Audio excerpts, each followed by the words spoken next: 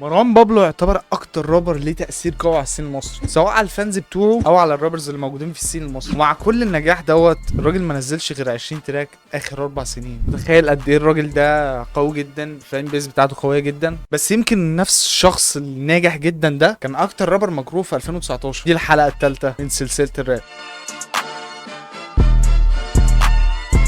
بص، هو بدأ في 2016 وكان مكن التراكات لدرجة ان الراجل نزل في 2016 اكتر من 40 تراك 2016 بس، يعني معدل من 3 ل 4 تراكات كل شهر. ده غير الحاجات الان ريليزد، يعني الحاجات اللي هو سجلها وما عجبتوش. يعني انت متخيل كان منزل قد ايه في السنة دي؟ لكن الراجل دلوقتي بينزل تراكين 3 قبل كل حفلة ليه، وبينزلها مجبر لان الحفلة لازم تكون اكتر من نص ساعة، يعني مش حفلة في التاريخ ربع ساعة. طب ليه الراجل اللي كان عنده غرازة انتاجية زمان بقى انتاجيته ضعيفة فشخ بالشكل ده؟ مروان بابلو اعتزل في 2017 والمشكلة ان ما كانش في حد مهتم، يعني ما كانش في حد بيسمعه. اعتزل ليه يعني؟ الدنيا كملنا عادي والشمس بقت تطلع والشجر بقى يطرح ومش حد مهتم. طب هو ليه عمل حاجه زي كده؟ بص، كفنان جديد لازم بيكتشف نفسه، لازم بيقعد يجرب طبقات اصوات مختلفه، لازم بيقعد يجرب بروديوسرز مختلفين، طيبات مختلفه، لازم عشان يعرف يوصل لاحسن نسخه من نفسه. مروان بابلو خد البريك بتاعت 2017 دي ورجع 2018. مش عايز اقول لك عمل ايه، كسر الدنيا حرفيا. جيب لي الريموت، طفي النفوس، خلي لك الحب، انا هكتفي بالفلوس. مش كسرها كفيوز بس، كسرها كفن. الراجل بدأ السنة في 2018 بتراك عايز فين. كتر ما التراك كان قوي، راح السادات اللي كان مشهور ساعتها فعلا خد التراك منه وعمل له ريميكس. يعني خد التراك ومع عمله بالظبط بنفس الليركس بنفس كل حاجة، يعني كرييتيف. وعمل برضه تراكات قويه زي الغلاف وفولكلور وعزب الجامع، واهم تراك في السنه دايره على المصلحه. التراك اللي انا يعني هو التراك حلو بس اتمنى ان هو ما كانش يتعمل الصراحه. عايز تتخيل دلوقتي مروان وويجز يعملوا فيتشر مع بعض. انت متخيل كميه الفيوز اللي هتيجي؟ انت متخيل اصلا الموضوع هيبقى عامل ازاي؟ المهم ان هم نزلوا تراك دايره على المصلحه وراحوا اتخانقوا على فلوسه. يعني زي ما قلنا 2018 كانت سنه قويه جدا بالنسبه لمروان فنيا، ما كانش لسه برضه اتشهر. جت 2019 ومروان بدأ السنه باقوى تراك عمله لغايه النهارده. يعني ده راي الناس، مش راي الناس. ايه ده راي الناس؟ بص، هات لي واحد او انت اكتب لي في الكومنتات كده، قول لي في واحد بيكره التراك ده وانا مستعد ان انا يعني انا مستعد ادفع له مبلغ يامن له مستقبله لغايه 2024، بس مع يعني اللي انا بعرصه للتراك ده هو تراك ما اتشافش برضه، يعني مهما كان رايي مش مهم. والتراك ما كانش هي تخلي مروان يعرف ان ده الطيب المحترم اللي المفروض يقدمه. هو فكر بقى في نفس السنه دي، قعد يفكر هو ومولوتوف وقعدوا يحزقوا عشان يعرفوا إيه الشهره بتيجي ازاي، فاهم؟ او الحاجات الكواليتي عاليه بتيجي ازاي. فجه هو ومولوتوف عملوا تراك الجميزه سوا، مع ان التراك كان جايب فيوز كويسه بس فعلا ما كانش في حد حابب اللي هو كان بيسمعه، او ما كانش حد فاهم اصلا ايه ده. انا لغايه دلوقتي مش فاهم بجد، ممكن مروان نفسه مش فاهم ايه ده. وزي ما قلنا ان التراك كان اول هيت الرابر من نيو سكول. بعدها بكام شهر على طول مروان عمل تراك فري اللي كان برضه بروديوس باي مولوتوف اللي كان عامل له البيت. وقام مروان عامل التراك وقام واخده رايح لمخرج شاطر ومونتير شاطر ومصور شاطر، طلع لك بكليب فري. يعني انا مش عارف، الناس برضه بتقول، يعني بص الناس بتقول برضه ان ده احسن كليب في السنه.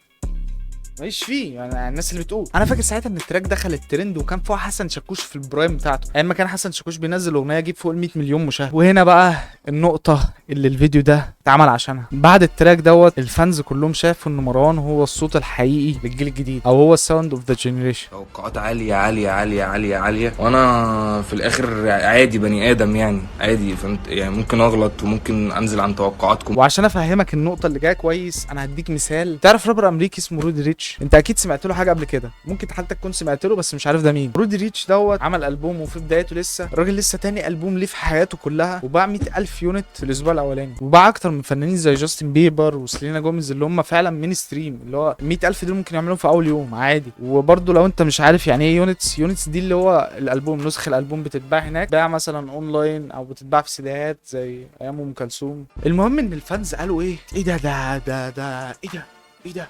هو بقى طلع قال لك ايه، انا جامد فشخ، انا هوريكم اللي عمركم ما شفتوه واستنوا الالبوم اللي جاي. يعني الحمد لله يعني الالبوم باع 10,000 يونت في الاسبوع الاولاني. فالقصه هنا ان هو حط اكسبكتيشنز عاليه وبعد كده قلل الاكسبكتيشنز. طبيعي ردة فعل الناس هتبقى وحشه، لان هو حتى لو كان عامل حاجه كويسه بعد الاكسبكتيشنز اللي كانت محطوطه عليه ما كانتش هتعجب الناس، لان هو كان لازم يعمل بقى حاجه تعدي مستوى كويس فاهم. فنرجع لمروان بابلو. مروان بابلو عمل نفس الكلام بالظبط، على سقف الاكسبكتيشنز لدرجه ان كان في ناس بتقارن ترافيس بمروان بابلو، ترافيس سكوت. وانا عايزك تتخيل ان هو لو كان نزل غابه بعد كليب فري الناس كانت هتشكر له الصراحه. فهو عمل اصيع حاجه ممكن يكون عملها في حياته، وهو ان هو اختفى.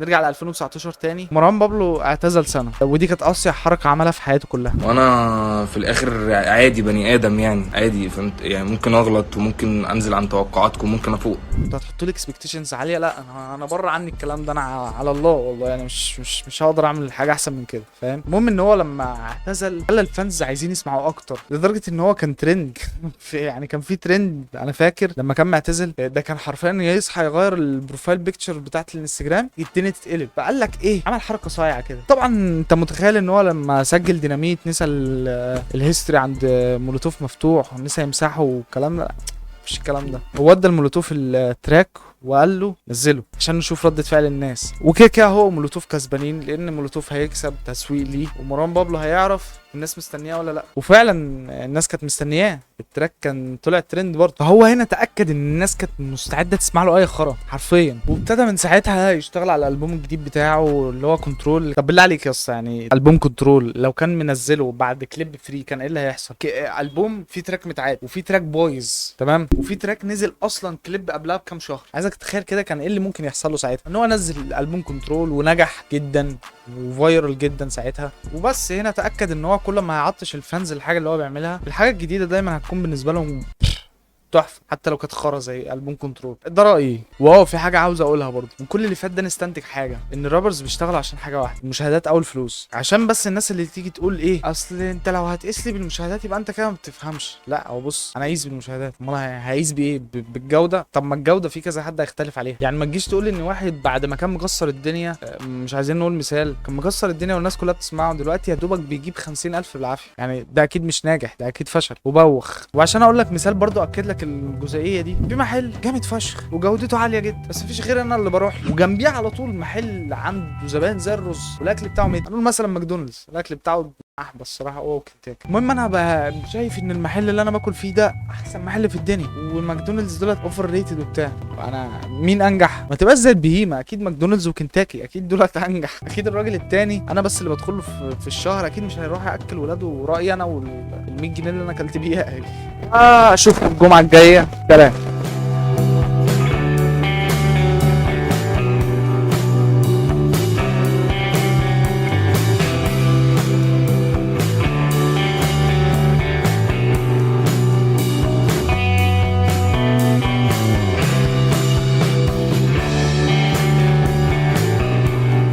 بعدين الناس اللي بتحقد وبتكره، انت دلوقتي انت بتكره دلوقتي، انا مش جاي معاك سكه.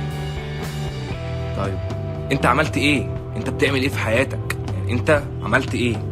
انا مش عارف.